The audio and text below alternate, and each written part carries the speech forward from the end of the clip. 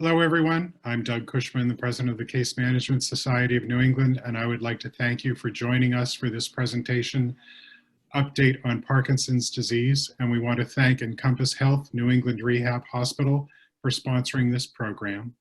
I'd like to introduce Teresa Hayes from Encompass Health, who will introduce our speakers. Thank you.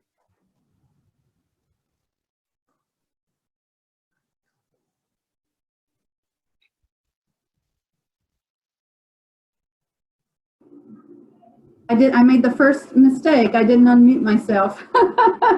So hi everyone, I'm Teresa Hayes. I'm the Business Development Director at Encompass Health Rehabilitation Hospital of New England. As many of you know, we have inpatient rehab locations in Woburn, Beverly, and Lowell.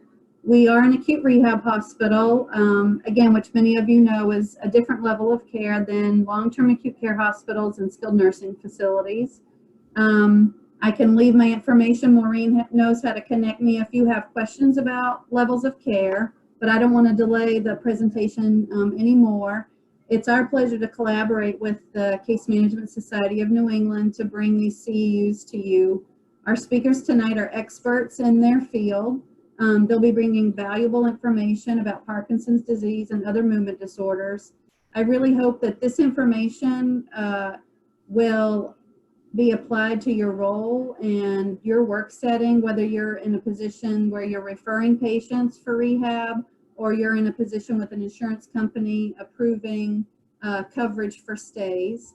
The program tonight will give you insight into the disease process and how acute rehab can benefit the management of this disease.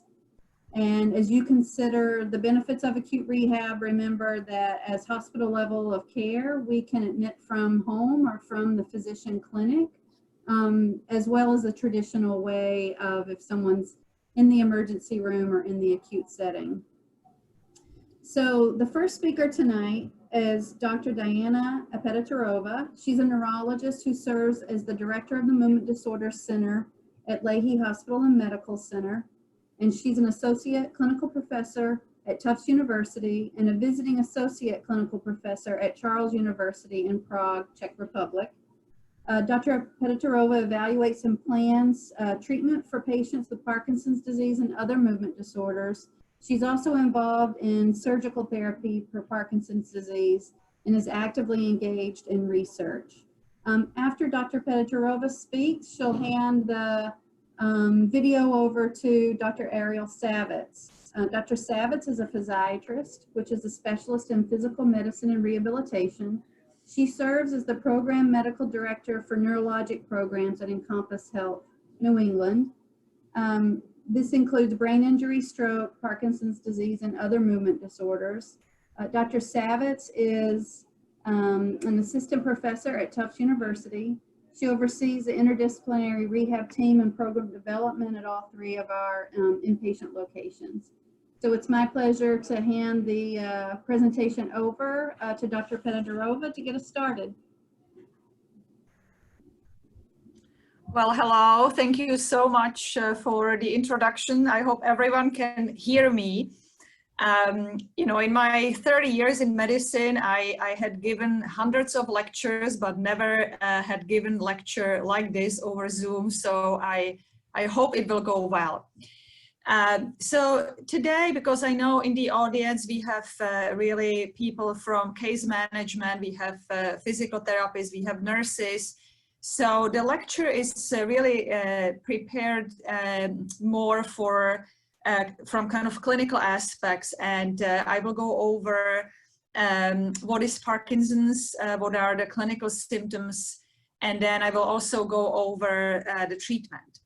So, you know, before I start and jump into the next slide, I would like to say a few words about Parkinson's disease. Everyone knows that you know, Parkinson's disease exists.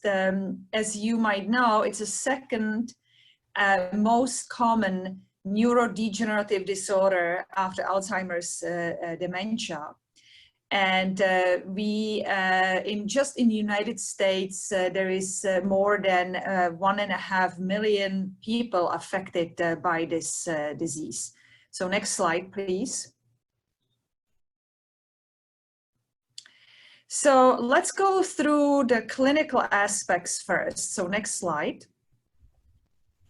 So, you know, many patients come in and they come into the clinic, and the question is, do I have Parkinson's? And there is really not only Parkinson's disease, there are other conditions which can mimic Parkinson's disease. And we talk about Parkinsonism, and really Parkinsonism is a combination of many symptoms. So you mainly have slowness, like really the slowness is kind of the hallmark of this disease called bradykinesia. And the slowness, you know, can be seen in the face, in movements of hands, of the whole body. Many times the patient's family will come to you and will say, the posture of my loved one changed. And you can see this is actually very old photograph from the time of a very famous French neurologist, Charcot. And he already is kind of pointing out to, you know, some of the things which you can see on the screen, kind of like the bent posture, which is a typical posture for Parkinson's disease. Next slide, please. You also have to see rigidity or stiffness. And how we examine that is that we basically will kind of move different parts of the body, you know, wrist, your elbow, your lower extremity. And there is a kind of a specific type of a rigidity. You will feel resistance when you are moving the limb. And it basically will kind of present when you are flexing or extending the limb. You can see also tremor, but you don't have to. The tremor usually starts in the hand or in one lower extremity. It always starts on one side and then over time spreads to the other side. And then what's also very typical is the change of the posture and of the walking pattern. Later on, you can see what's called fascination gait, and I will show you some video clips. So next slide, please. So this is kind of showing you that really the Parkinsonism, the constellation of the symptoms, it's kind of like an umbrella. You know, if you have headache, the headache can be caused by multiple conditions, the same with Parkinsonism. So the most common is Parkinson's disease, but you have another group called secondary Parkinsonism. And there are, for example, certain medications, for example, in psychiatry, you know, medications which are prescribed for severe depression can cause that. Neuroleptic medications, medications which are prescribed for severe nausea can also produce that because they will block the amount of dopamine in the brain. There are also familiar forms of Parkinsonism, which are not very common, but we certainly do see them occasionally.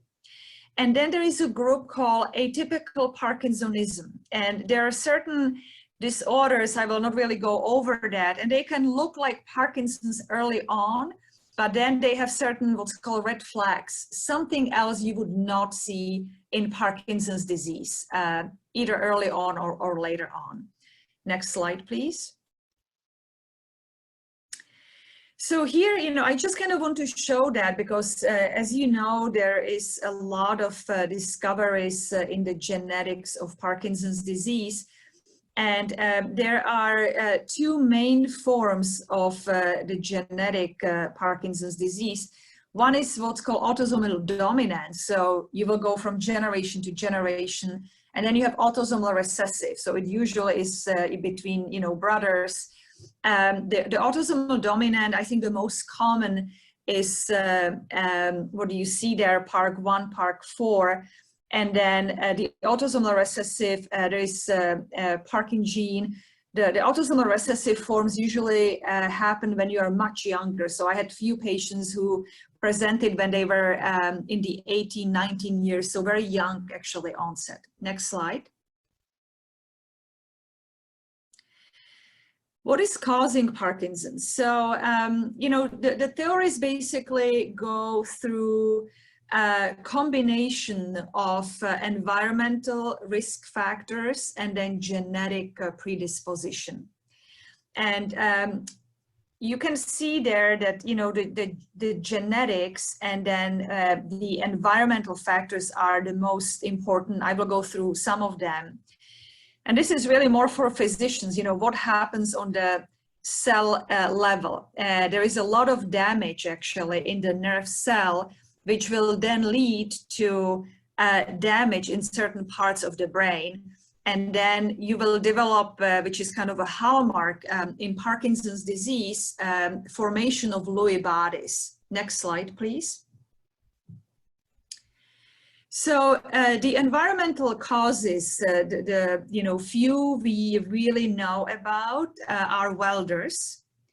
And then people who worked on the farms, people who worked for a long time with pesticides, herbicides. And there's another very well-known environmental risk factor. It's a drug, it's a street drug, which was actually used in the 80s, called MPTP. And what happened is people who were using this drug within relatively short time develop Parkinson's disease. And then it was found out that this drug is very toxic to the brain, and especially in the parts of the brain which is responsible for Parkinson's disease. So then later it was actually used in research, and you know, many of the Parkinson's models actually came from this drug MPTP. Next slide, please. So here, you know, I go over some risk factors and protective factors, and you know, I always love to have a live audience, and you know, then we can vote like what people are saying. So the main risk factor for this is advancing age. So older you are, the higher chance of Parkinson's you have. If you are male, you are at a higher risk. So males are slightly higher affected by Parkinson's than women. Obviously, if you have positive family history, you are at a higher risk. And then the question, of course, will be what type of what type of inheritance there is. Cigarettes. So you probably heard, but cigarettes actually can be protective for Parkinson's, but obviously they will kill you for other reasons, right? And then caffeine is also actually found to be protective for Parkinson's disease. Next slide, please. So this is you know, pure anatomy. So what do you see on the left part of the screen? That's a cut through the brain, brainstem actually. And there is the part of that brainstem which is producing dopamine called substantia nigra. And you can see kind of a black, you know, streaks there in a normal individual. And a patient with Parkinson's, this dies off. And you basically develop this pale appearance of that part of the brain. And then when you look at the cell itself, you find accumulation of a protein. And the protein is called alpha-synuclein. And when you do a special color of the coloring of the cell, you will see the very typical hallmark of Parkinson's called Lewy body. And that's what you see on the other part of the slide. Next slide, please. And you know, so this is actually a very busy slide, but what it will show you, you kind of see the shades of a pink and red. So when you look at the 1, 2, 3, this is basically showing you how much the brain is affected. So Bragg was actually a pathologist, and what he did is he actually looked at hundreds of brains of patients with Parkinson's, and he found out that very early stages of Parkinson's, when patients did not actually have that many symptoms, there was already damage in the brain, and you can that's the kind of the like pin. And during that phase, what people have, they will complain of anxiety.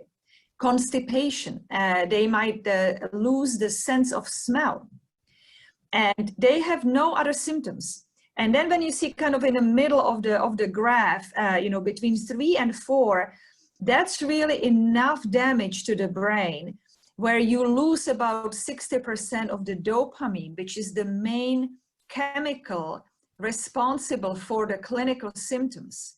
In Parkinson's, you will lose the amount of dopamine.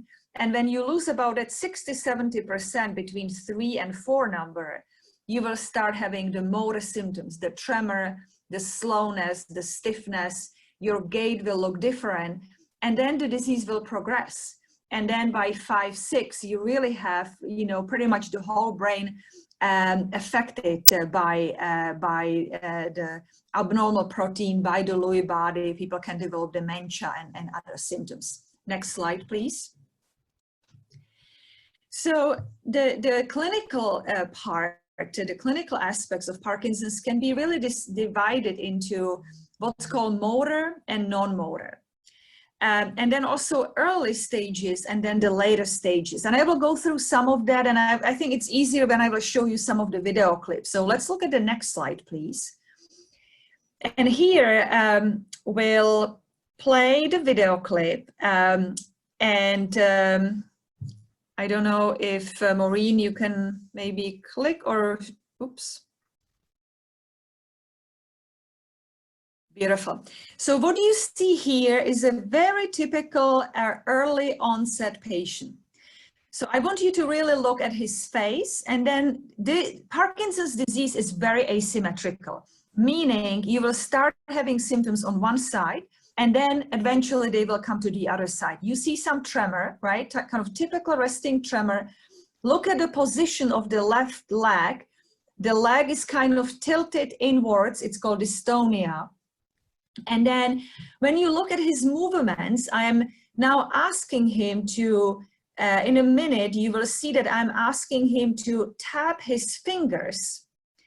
And you can see the tremor starts to be visible here. And now I'm asking him to tap his fingers and open and close his fist. And when you compare the right and the left, you will see that over time, the left hand becomes a little bit tired and a little bit slower. And you can see when he is doing that, there is definitely an asymmetry and a little bit of slowness on that left side. And that's really what you see in the early stages. And you can see also a little bit abnormal position of the toes. They're kind of curled under the foot. You can see a little bit jerky tremor there, resting tremor. And then look at his left side. The left arm is a little bit lower. It's not swinging at all. You see the tremor, typical resting tremor when he is walking. And he's a little bit hunched over. And he's just a little bit slower when he's walking. So this is very classic, early stages of Parkinson's disease. So let's go through the next slide. However, you also can see non-motor symptoms, and those are, it can be in, in kind of the area of psychiatry. Patients can have anxiety, depression. You can see autonomic dysfunction. People can be lightheaded. They can have constipation. Patients can have sleep disturbance. They can have sensory symptoms. And I will go through some of that. Let's go to the next slide, please. And let's look at, kind of two forms. So there are two main forms of Parkinson's. One is called akinetic rigid. So let's play this video and let's look at the typical presentation. So I think this is very classic, right? He's not really moving his arms. You can see there is a little bit of tremor, and he's really turning. This is called fascination. He's just turning with the very short steps. He cannot initiate the movements. And you can see that this is a later stage of Parkinson's. He is really moving slowly. His posture is kind of anteflex, he's bent over. Those patients sometimes do a little bit worse than the next slide I will show you. So this is a patient with tremor predominant. patients who have a lot of tremors sometimes actually have a better prognosis. They don't progress as quickly. This was an interesting patient. The patient with the tremor predominant, you see he's a little bit hunched over. The tremor is kind of relatively fast. There is a little bit of flapping quality, a little bit of jaw tremor, which you can see also. And then over time, the tremor can be also action. When he's doing something, you know, the tremor becomes noticeable. This was actually a patient which was very interesting. He became hyperthyroid. His thyroid became overactive. And that's what you saw in the first part of the video. And then when he was diagnosed properly and treated for the thyroid, the tremor got much better actually with the treatment of the thyroid. So sometimes, you know, I think with medicine, we can be very focused on one problem, but you have to think about other issues as well. You can still see a little bit of the tremor.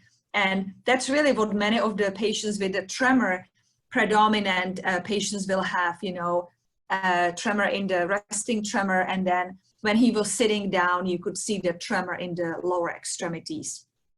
So let's go to the next slide, please. So, you know, many times people come in and you tell them, well, you know, based on the symptoms early on, that you have Parkinson's. And then the question is, how do you investigate? You know, when you see hundreds of patients with Parkinson's, you can really make the diagnosis very quickly. And then usually what's recommended is you want to do an image of the brain to make sure there is no surprise, such as, you know, brain tumor. You want to do a medication trial. If you have a patient with true Parkinson's, if you will give them medication which will increase the amount of dopamine, the patients will improve. They will feel better. You will see improvement of the clinical picture. And there are some, not newer, but there are some, you know, other technology where you can actually look at the amount of dopamine. We don't do it in every patient, but if you have questions, that's certainly an option. In Europe, they do actually sometimes olfactory testing. So you test the sense of smell, which is relatively early on diminished. I have patients who, you know, they will tell you they lost their sense of smell 10 years before the onset of the disease. And then obviously if there is a significant family history, you do genetic testing. So let's look at the next slide. So this is what's called DAT scan, or dopaminergic imaging. So what do you see, you know, on the far left, kind of the yellowish, reddish, C-like shape. That's a normal uptake of the dopamine. And that's in the part of the brain called basal ganglia. So normal brain, when you inject the dopamine, should really light up. And you should see normal, beautifully C-shaped curve. If you have a patient with Parkinson's, what you will see is what you see on the next slides.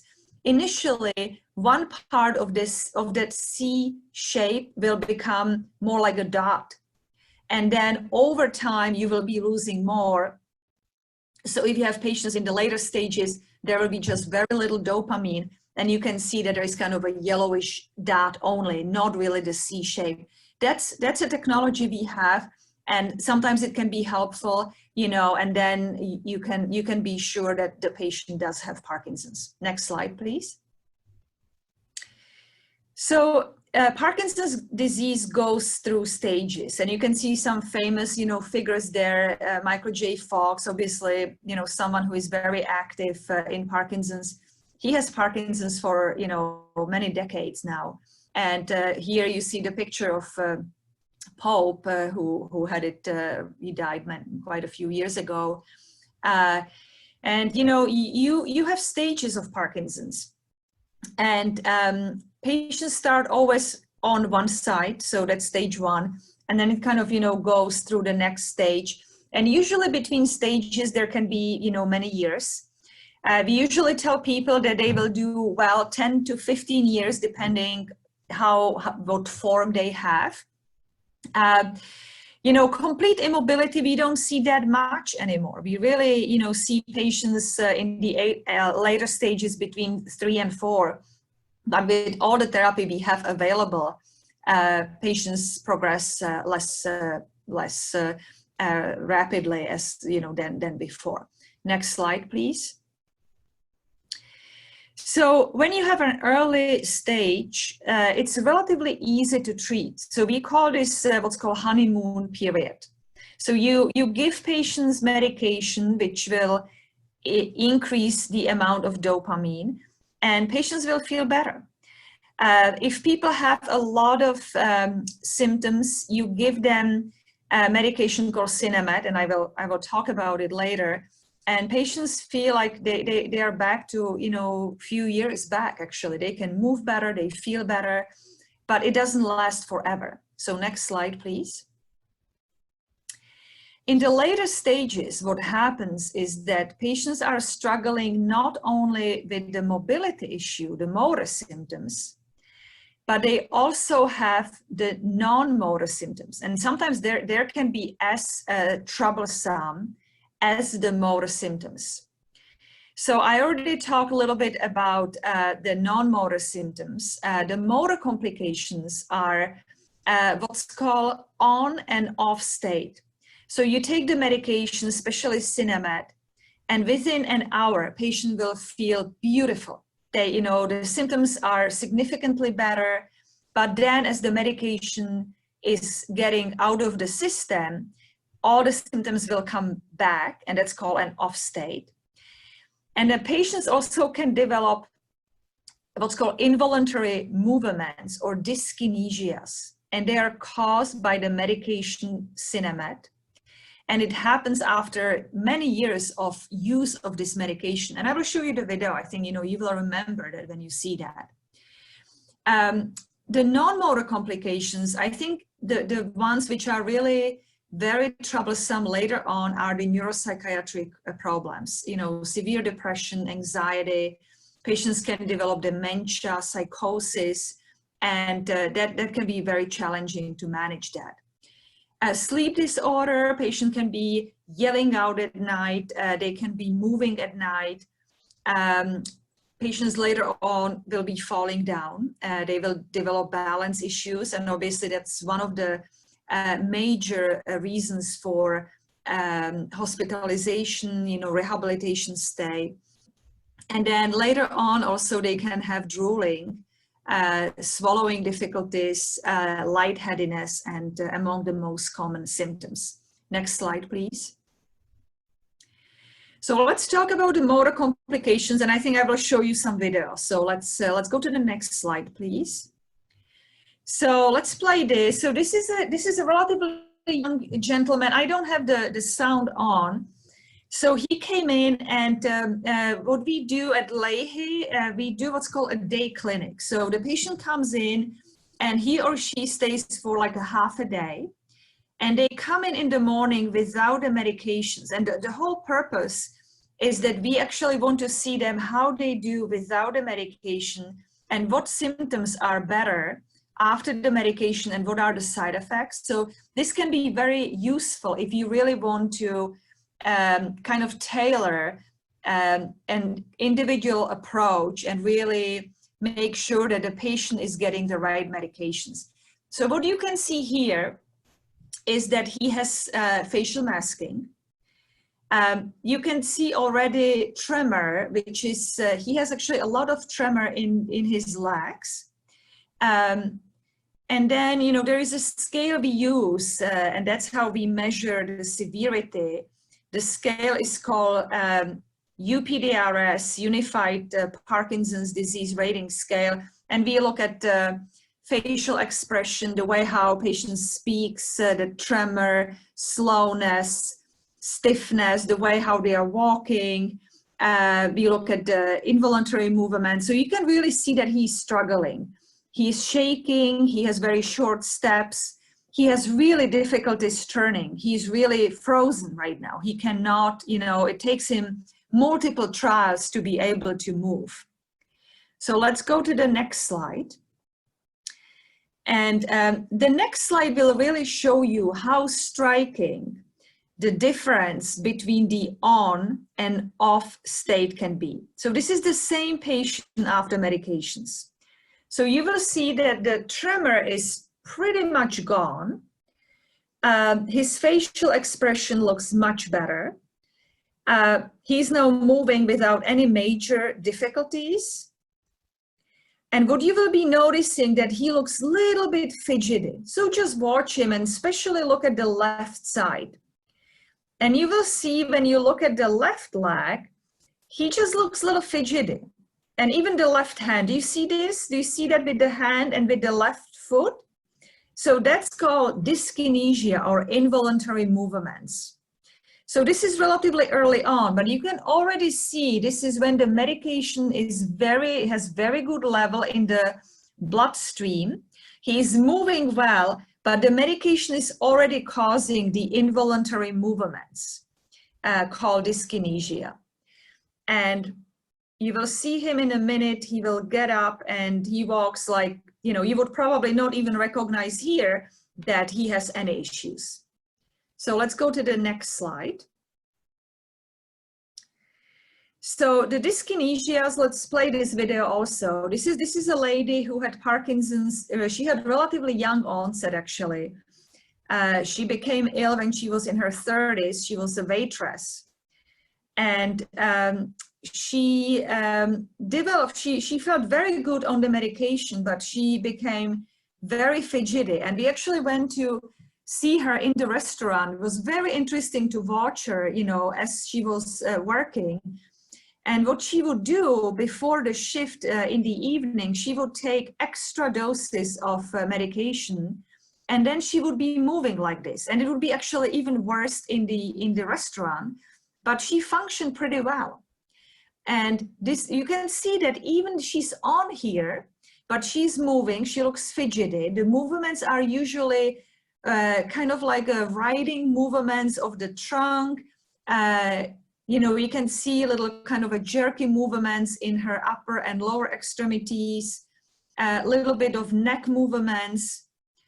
She's trying to cross the legs to stop some of them. And, you know, people are very good in doing that, but you still can get the sense that she does have slowness, you know, and you can see her walking here and she's just all over the place, right? She's moving all, you know, around, right? But she feels pretty good in here. Next slide, please. And this is the extreme, actually. So this is a patient who had Parkinson's for about 20 years. And she developed very severe involuntary movements, which happened pretty much mainly in the evening. She was okay during the day. And then in the evening, she developed this severe dyskinesia, severe involuntary movements. And you can see this is a combination. So she felt like she could not move. She was in severe pain. Her left side was completely in spasm. She could not open up her left hand. She had pain, you will see in a second, you know, her left lower extremity is also in severe spasm. This is called dystonia.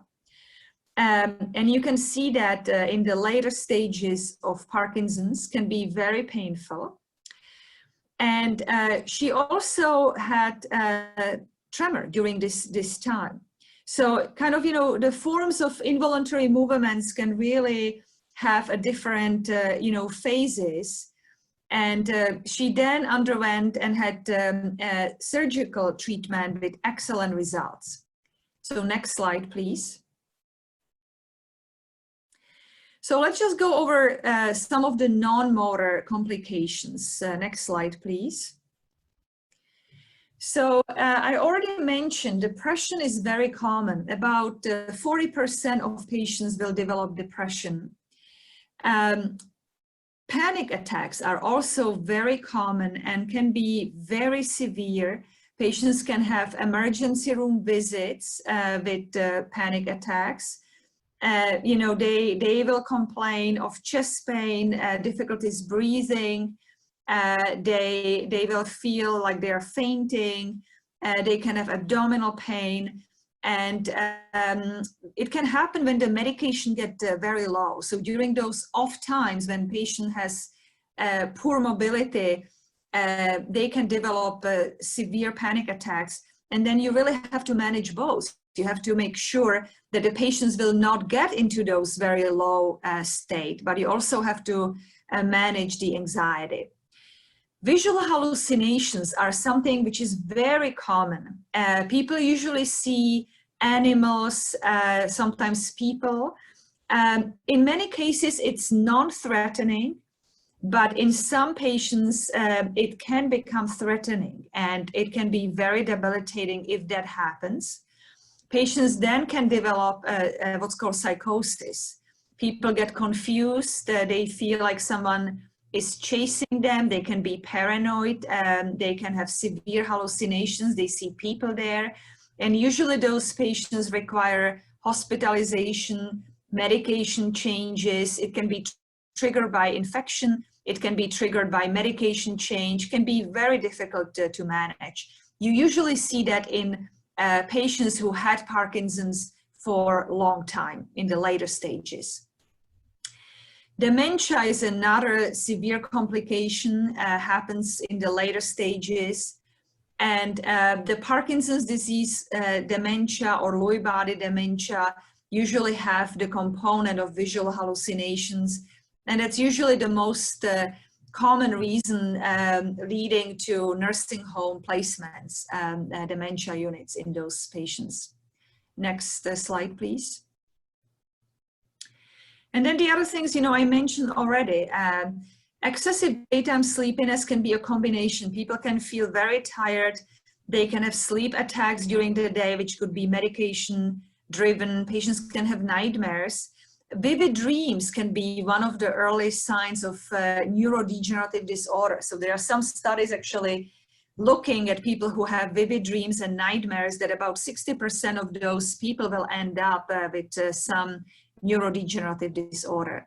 And then restless legs, you know, people try to fall asleep and they feel like the legs are jerking and they feel very uneasy, very common also with Parkinson's. Next slide, please. And pain, you know, pain is very common in Parkinson's. And it's something I think 20 years ago we never talked about, and now we know that it's common. It can resemble low back pain, it can resemble chest pain. And again, sometimes when we monitor the patient during day clinic, we find that it can happen during those off times. When the dopamine becomes low, patients can have symptoms like that, and it can really mimic other things. So the day clinic can be very helpful for that. Next slide, please. So next slide, please. And then, you know, others, so we already talked about some of them. I will just mention constipation, which can be very challenging. Sometimes people don't go to the bathroom for days, and then the motor symptoms get worse. And then drooling, something which obviously can be very embarrassing. Botox injections in the salivary glands or parotid glands can be very helpful for that. So I want you to, you know, be aware that can be helpful. Next slide, please. And let's talk about medications and surgery. You know, it's a little bit more boring part, so I will try to make it a little bit more interesting. So let's go to the next slide. So, you know, you know that there are many medications, and I will go over some of them. There is surgery. Obviously, physical, occupational, and speech therapy is something which goes hand in hand with the medical and the surgical treatment options. And then you really need, you know, support system. And I think there is an excellent support system, you know, around here. And then experimental treatment, which I don't think I will be discussing today. So next slide, please. So we'll kind of I will actually ask to show all the pictures at once, and I will just kind of go through that. So as I already mentioned, we are trying to increase the amount of dopamine, the missing chemical. And that's the main really neurotransmitter in Parkinson's disease, which is affected.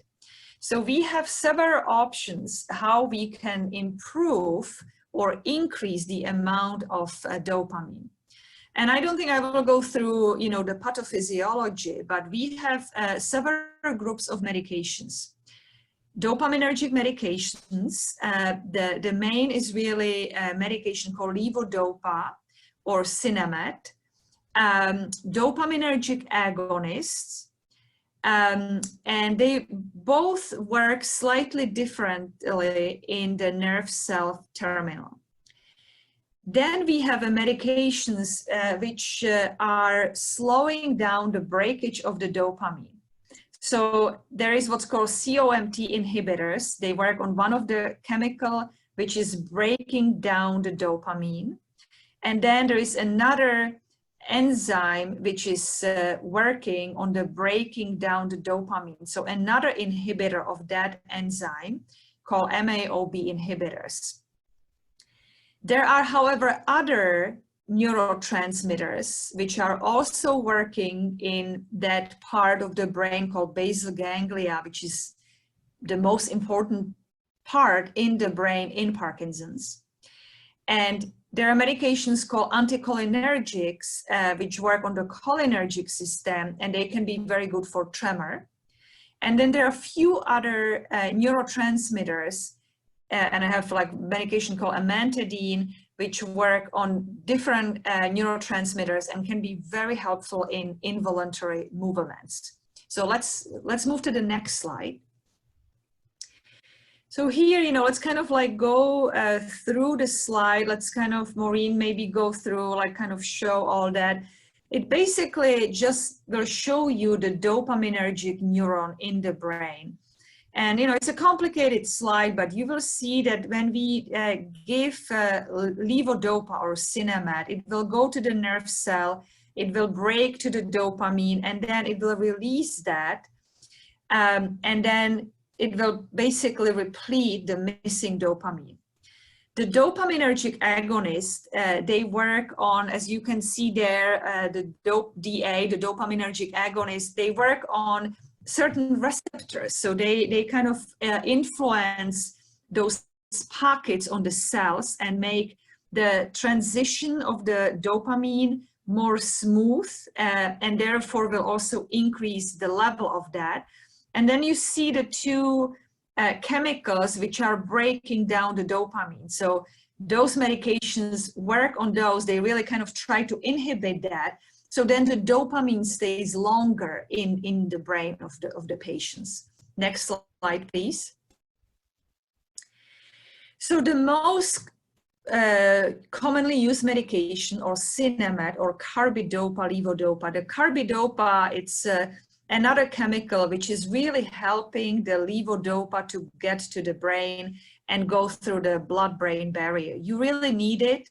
If you would not have that part of that medication, patients will have a lot of nausea and vomiting. So you really do need that in that medication. And there are multiple forms of carbidopa, levodopa, you know, Sinemet, short-acting, long-acting, very fast-acting. There is now inhaled levodopa. They all work very similarly, and they really give patients robust response. It was actually, this medication was found in the 60s in New York.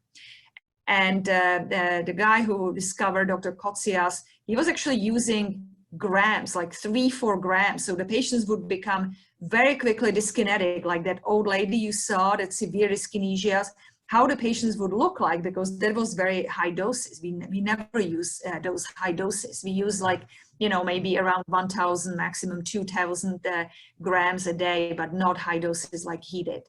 Next slide, please.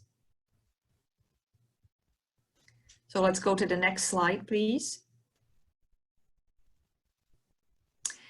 So The main side effects of these medications, early on can be nausea, people can feel lightheaded, but it's really later side effects. The motor fluctuations I showed you, the on-off, and then the involuntary movements.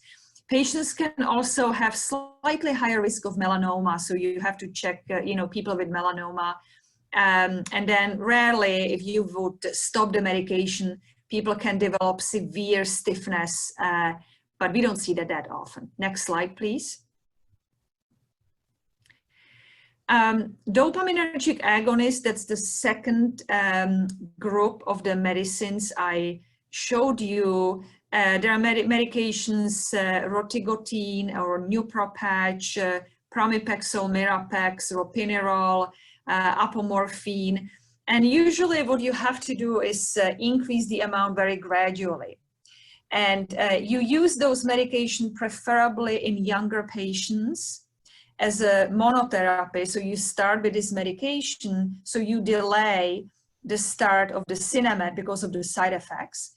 And then you also use it as an adjunct therapy to levodopa in the later stages. So let's go through the next slide. The main side effects are drowsiness. People really can feel drowsy.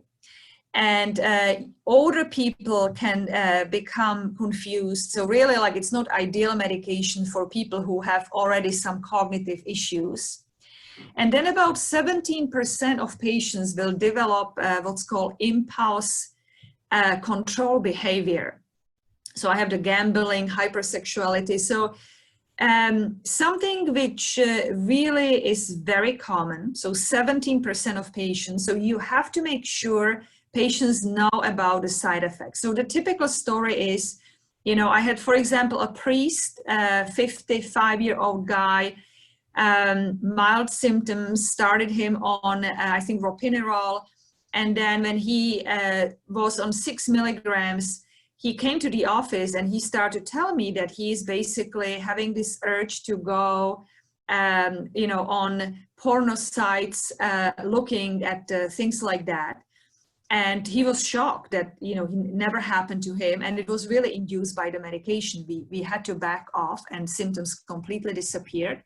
I had another guy who was a police officer who started to gamble, and he lost tons of money because of that. Women sometimes have obsessive eating. So I had, seen people who would gain 20, 30 pounds because they have, they wanted to eat ice cream, for example. So this impulse control behavior is something you really have to monitor. And we now educate patients because it's relatively common. Next slide, please. And then, the medications which are the boosters. So there is medication called selegiline, aldapril, and rasegiline, Azilect. And they're kind of like a medication you add to boost the response of Sinemet. Next slide, please. And this is the second group, the COMT inhibitors. There's a medication called entacapone, a combined medication called Stalevo, or the medication tolcapone. And again, those medications are added to Sinemet. So you usually are adding about half an hour to an hour a day of improvement of on time when you add those medications. Next slide, please. And then the other medications I already mentioned, amantadine, excellent medication for involuntary movement. So all the patients I showed you in early stages were on that. Later on can produce hallucinations and confusion, so you have to be careful. And anticholinergics as well. So if you have someone like that guy I showed you with tremor, the severe tremor, he was on that and really had very good tremor control. But again, when you reach a certain age and you have cognitive issues, that medication can cause a lot of side effects, confusion, drowsiness. Patients can have dry mouth, dry eyes, urinary retention. So again, you have to use your judgment when to use this medication. Next slide, please. And this you can just go through very quickly. You know, it basically kind of shows you when you use medication. Usually early on, we start with one and then we add the other medication. Next slide, please. And then, you know, I will just mention briefly the surgical treatment options. So deep brain stimulation surgery. It's a technique which is now used for over 20 years. What you are really doing is you are inserting an electrode in the part of the brain called basal ganglia. And what happens in Parkinson's, there are a couple of parts in the basal ganglia where the nerve cells are kind of misbehaving. They have very irregular pattern. And basically you put the electrode in. You can go to the next slide actually. And you will see this is the patient in the OR. The patient has a frame on. You can just kind of see the cuts through the nose. And then you're inserting the electrode in the brain when patient is awake. And go to the next slide. And you're actually, this looks very complicated. You're recording while the patient is awake. And you will hear the abnormal activity once you hit the target. So you know, based on not only imaging, but also recording, physiological recording, that you are at the right spot. Once the patient is in the operating room, you also test it. So you stimulate and you see if there is a response. So let's go to the next slide. And here you will see the result of the deep brain stimulation surgery. This is the patient who have tremor, severe tremor, and she already was implanted here. And what we had done, we turned the right system, which controls the left side off. So now her left side is off, and you can see severe tremor immediately when we turn the system off. She could not feed herself before the surgery. She really needed complete assistance. Let's go to the next slide. And you will see the next lady. Oops. Let's go to the previous slide. And you will see the same lady when we turn it on. You can see she's a little bit slow, but she certainly does not, you know, have any tremor. So you see immediate improvement. The surgery is very good for involuntary movements. It improves slowness, stiffness, tremor. It can improve gait if it responds to medication. And it's done in about 5 to 10% of patients with Parkinson's. And I think I will end, you know, right here because I feel like I gave you a lot of information, and I will just end with the picture of Prague, which is my hometown in the Czech Republic, a beautiful city. If you did not go after the COVID-19, you should definitely go. So thank you so much. I think we'll now ask Dr. Savitz to continue, and I will be very happy to take any questions at the end of the presentation. Thank you. Yeah, I think I should be able to take over from here. All right, I'm going to give it back to you.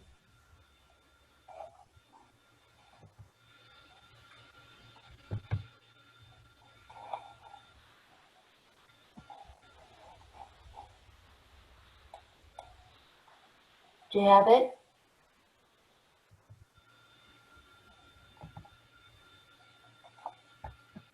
Okay, so I'll be discussing two major objectives. One is looking at the evidence base for Parkinson's disease, encouraging patients to do a short-term course of acute rehabilitation, and then the benefits of that intensive physical, occupational, and speech therapy that they'll receive in the acute rehab setting.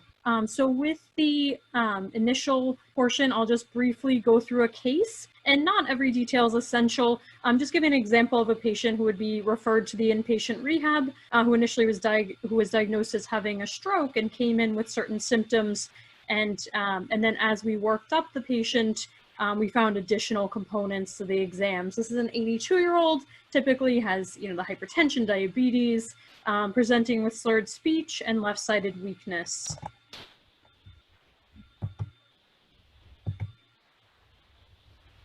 For the sake of time, I'm sorry, Maureen, I'm just going to let you do the slides as Dr. Apetauerova was doing. I apologize.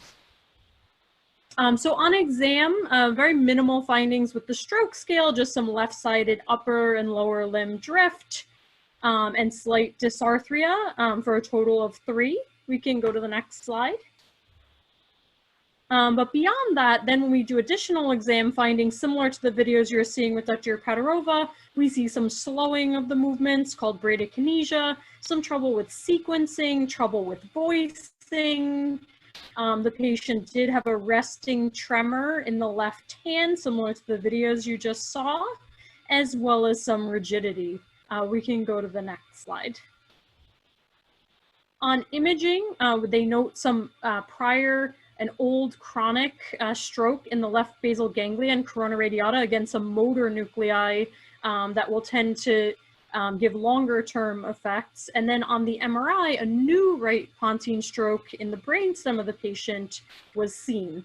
Some neck imaging was done and there was no significant narrowing of the arteries or aneurysms seen. We can go to the next slide. So on prior functioning, the patient functioned well. She was walking with a cane, able to dress, bathe, and toilet herself independently. But currently, the patient was noted to need some partial assistance with bed mobility, all the way to substantial assistance with walking, as well as with lower body dressing. We can go to the next slide. So in our differential for this case, so you might say, oh, well, the pontine stroke, there's some weakness, and maybe some poor arousal from her stroke, but it really doesn't explain the tremors and some of the rigidity and some of the additional findings that I had noted. Maybe she had underlying primary Parkinsonism. So again, there's a big umbrella, like Dr. Apetauerova was saying, of not just primary Parkinsonism, but maybe it's secondary. So maybe this patient was given an antipsychotic medication because they were agitated in acute care. So obviously our team would look at that too. But the main top diagnosis would be vascular Parkinsonism, looking at that old 2 motor nuclei strokes on the head CT, and then the new Parkinsonian features. So at this point, we can't say for sure, but the patient certainly has symptoms of Parkinsonism. And so how we addressed the patient was different based on having an interdisciplinary team. We can go to the next slide. So introducing that rehab team. So there's people like myself, the physiatrist, who will help in patients with Parkinsonism with working with their medication, managing their blood pressure, looking at side effects of medications, coordinating the therapy team, working closely with speech therapy for things like swallowing difficulties, as well as language impairment, which I'll get to in a little bit, as well as working closely with our consultants, such as neurology and psychiatry, for some of the neuropsychiatric aspects that Dr. Apetauerova went in great depth, which was great. Can we go to the next slide?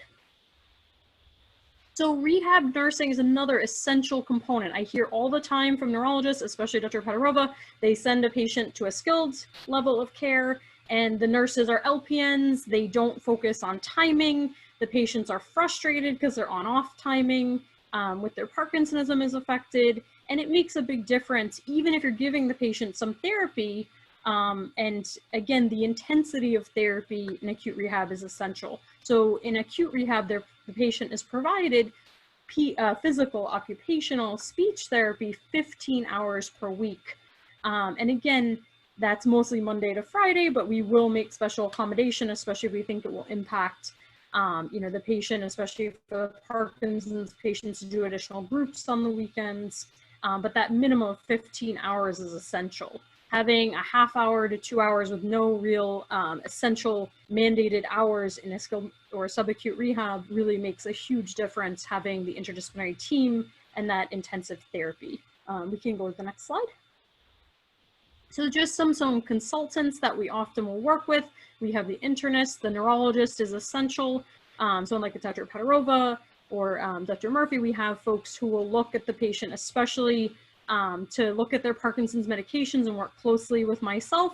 And then I will also speak with the community neurologists like Dr. Apetauerova to collaborate and really work on doing intensive medication adjustments while they're in the acute rehabilitation hospital. Additional consultants, we can do dialysis in acute rehab. On site, we have ear, nose, and throat to work with vocal cord dysfunction, or as well as psychiatry regularly to assist with some of the neuropsychiatric sequelae that we'll see. We can go to the next slide. So in terms of the grand rounds patient, just to highlight, so because of the prior stroke, and the patient was known to have orthostatic hypotension, meaning blood pressure that dropped when the patient was active, going from sitting to standing, we had avoided, in this case, Cinemet due to concerns of lowering the blood pressure further. So in this case, we chose to trial amantadine 100 milligrams daily. We can go to the next slide. So what improved? So with our interdisciplinary team, the patient initiated the swallowing better after the meds were adjusted and the trial of amantadine.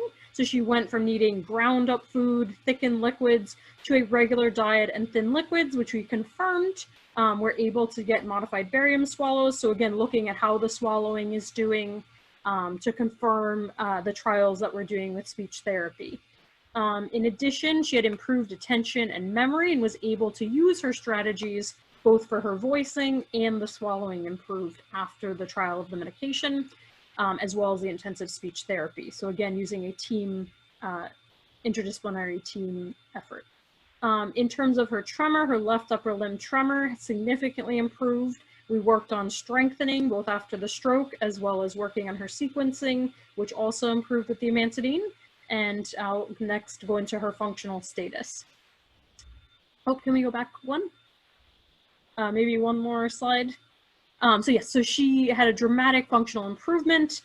She went from substantial or maximal assistance of one person to only being supervised for lower body dressing, and went from, again, substantial assistance with shuffling, steps, barely able to walk, to being supervised for over 100 feet with ambulation, with improved step length and speed of her gait. We can go to the next slide.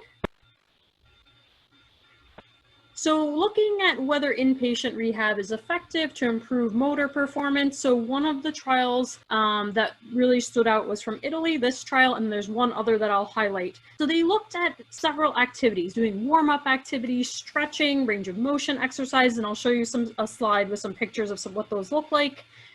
Improving balance and doing gait training, which can include treadmill training, which is what the next slide picture looks like. And then OT doing transfer training, dressing, exercises for fine motor coordination. And then after the 4 weeks, they even added to that a home exercise program when the patient went home, which included exercises to do at home and then walking at least 30 minutes per day. We can go to the next slide. So this is an example of like a body weight supported treadmill, and some of them use even like virtual reality in some of the studies so that patients can feel like they're in the midst of downtown, and just to have a harness that they feel safe to practice new strategies and especially trialing with new medications. We can go to the next slide. So in terms of body weight supported treadmill, so after a 4-week program with initially 20% of the body weight being supported for 4 weeks, using conventional PT, or then versus having the specialty with the body weight support. So they had significant improvement with stepping, and they looked at whether it was due to less loading of each step, having that weight taken off, as Parkinson's patients tend to have less push off in the latter half of their stance phase. And then they also looked at maybe that postural reflexes, based on having reorganization of how your motor cortex helping you in the supplementary motor area of the brain, whether that also might impact the gait training.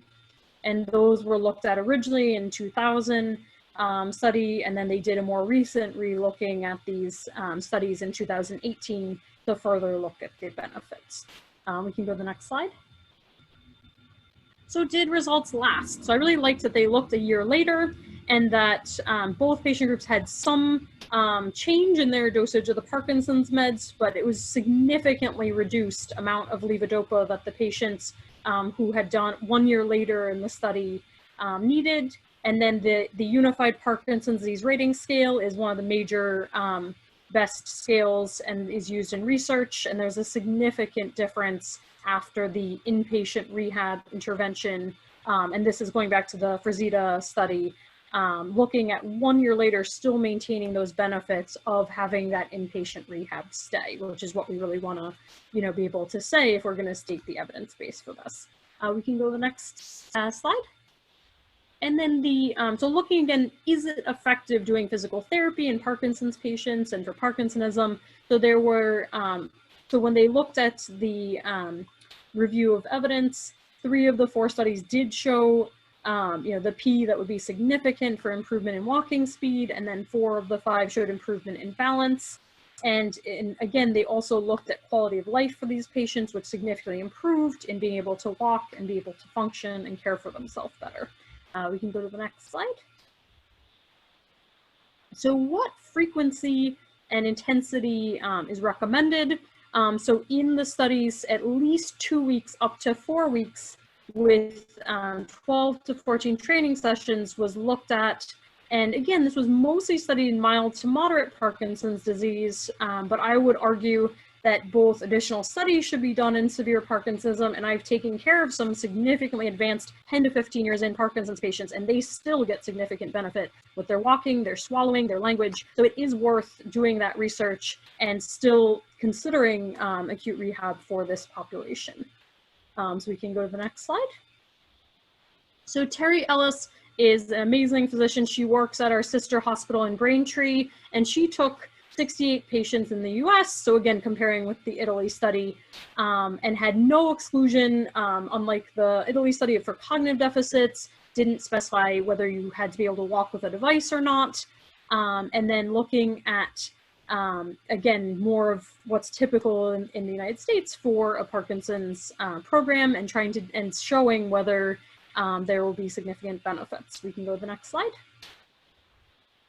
So what are we training? So as Dr. Apetauerova had alluded, there's too much movement, hyperkinetic movements, there's dyskinesias, which can be a side effect of the medications, there's tremors, there's eye twitching, posturing, like we saw with the foot of the patient in the prior movie. There's walking faster and faster, uncontrolled with festinating, feeling out of control, and then anxiety that can result from feeling like this sense of being out of control. We can go to the next slide. So with the functional training, so this was part of Terry Ellis's study. She looked at transfers and bed mobility, typical aspects, but there are also additional elements we can add for balance training. So this is a device that can change to make it feel like uneven terrain called the Biosway. There's multiple devices that you can use, or even a mat in the gym to cause an uneven surface and look at specifically in this case with this device, the exact weight bearing pattern, and have patients practice their balance. We can go to the next slide. So what about the opposites? And there's not enough movement. Then there's bradykinesia. There's slowing, there's freezing, there's hesitation when you go through a doorway, there's shuffling, rigidity with tightness of muscles, and then the feeling of anxiety because you can't move. So you're anxious because you have too much and then not enough. And then feelings of depression due to that feeling of slowing. So we can go to the next slide. So with the gait training, so some of the ways to reduce freezing, there really is no magical pill that's going to take away these freezing episodes. So what has been demonstrated to help is using visual cues. So putting lines, even just tape, something very low tech on the floor, all the way to using laser beams that can be with a cane or with a walker, and having that laser beam for the person to step to. So giving them visual cues has shown significant benefit in these patients. We can go to the next slide. So again, specialized assistive devices, laser walkers and canes is another example. As you can see where the laser beam is, and they're stepping to that point to help with the step length and gait training. We can go to the next slide. And then there's auditory cues. So looking at external rhythmic cues using a metronome. This is the ancient one, but there's apps on your phone that anyone can download, and then you basically up by 10% over that baseline that the patient has until you approach normal gait speeds or maximize the ability of the patient. These are very simple things, but they really cause significant benefits. So we can go to the next slide. So what are the results from auditory cues? So it's been demonstrated that patients will be able to have a faster gait speed which again, low speed of gait is linked to increased falls, mortality, long-term nursing home placement. So these are all things that you want to target, as well as increased step length. So again, you're improving that shuffling. And again, patients have been demonstrated to show less freezing episodes and much smoother gait patterns, which is so essential if every time they're going through a threshold or a change or trying to turn and then they freeze, these methods are shown to improve that. We can go to the next slide. So range of motion, I had alluded that there's a slide just to give you a sense of things with posture and weight shift, trunk rotation, so working to stretch, and these help the patient even transition even from floor to seated to standing with all different methods. And again, expanding, so opening the chest, not having the patient hunched over with their Parkinsonism is so essential with these exercises. So these are some of the exercises that Terry Ellis used in her study. We can go to the next slide. Something that's near and dear to my heart is Tai Chi and Qigong. So these are basically moving meditation, but it's beyond that. There's breathing and visualization. So what does it do? Does it work? So in the studies, they did timed up and go tests, which are statistically looking at how the patient does from going from sit to stand and walking. So in 7 studies of Parkinson's disease, they showed significant statistically improved balance as well as measurements with the timed up and go test. And then it significantly reduced falls in 7 of the studies as well. So I'll go into a little bit more on the next slide. So what are the benefits? So you're integrating balance, helping the patient be more flexible. Again, instead of being crunched and hunched, getting the chest open, getting people moving, and neuromuscular coordination is all working together, as well as the patient has to listen to the commands of the person teaching the class or watching a video with someone instructing, and then doing the movements as well. So patients develop more body awareness and improved attention and mental focus as well doing the movements. And they're very gentle. The patient can do them seated or standing. So again, there's a lot of benefits and now more evidence base for it. Next slide. So speech therapy is the last area that I'll highlight. So again, about almost 90% of patients experience difficulty with speech disorders, especially the slowing and slurring. And it's very frustrating. You meet the patient and they want so much to communicate with you and tell you, what they want to work on in rehab, and you can barely hear them, or you can almost not even understand what they're saying sometimes when they arrive to the rehab. So again, the disorders of voice include the low volume. You can end up with less tone, like monotone and hoarseness. Articulation can occur with more dysarthria and imprecise consonants. And then the rate can be anywhere from increased, decreased, or variable, which again, it goes along with the bradykinesia or dyskinesia, as you see with the other movements as well. You can go to the next slide. So there's with loud therapy, so the targeting is of the voice. You're looking at increasing the amplitude of vocal motor output, trying to override the hypokinesia during speech. And there is the equivalent in physical therapy, the big therapy, but there's just not quite as much evidence base. They're looking more at that and doing more trials. So I focused more on the speech component.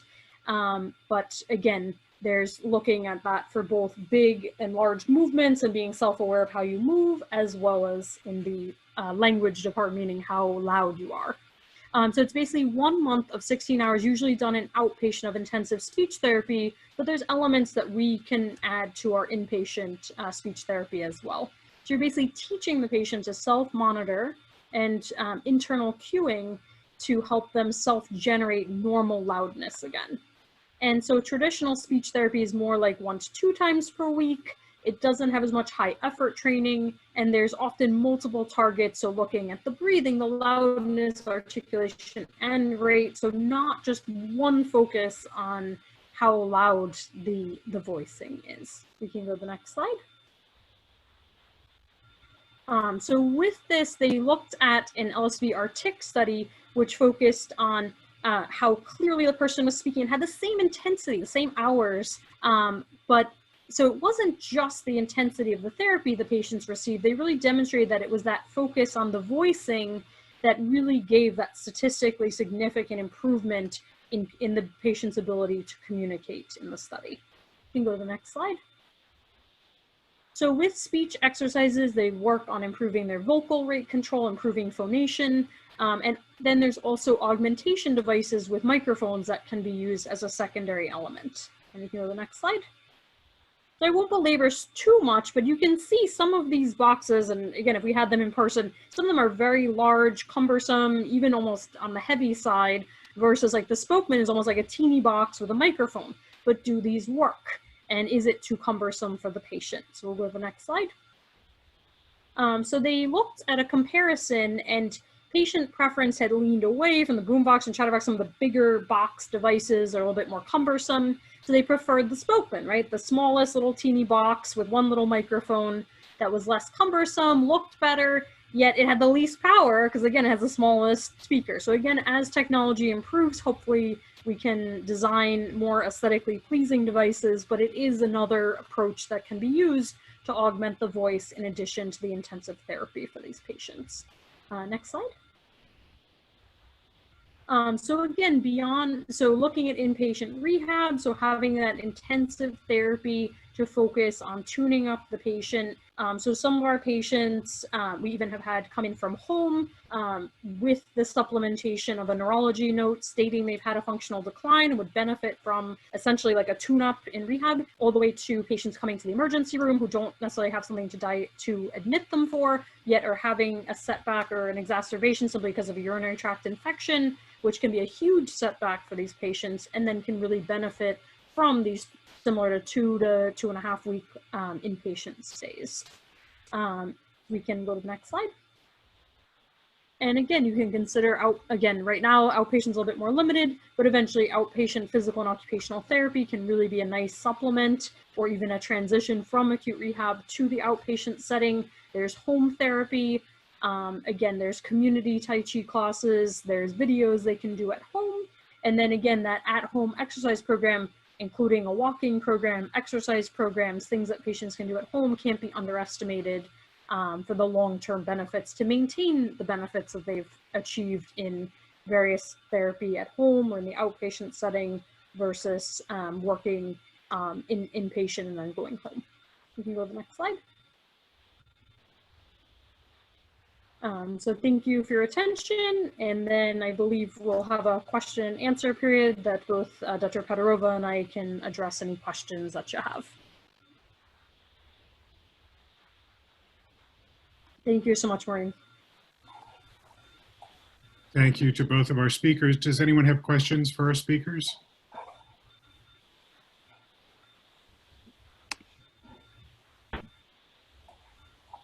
You can type your questions into the chat box. There's a link to that at the bottom of your screen. It's the Q&A box. Oh, sorry, the Q&A box. Any questions at all?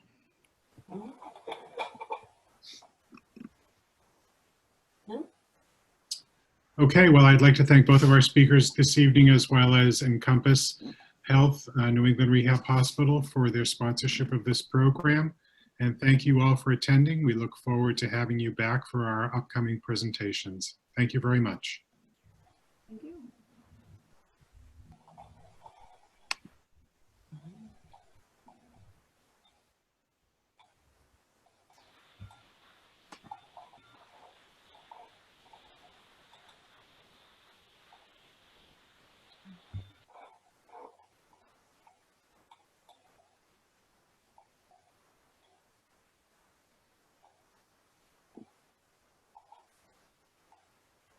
All right.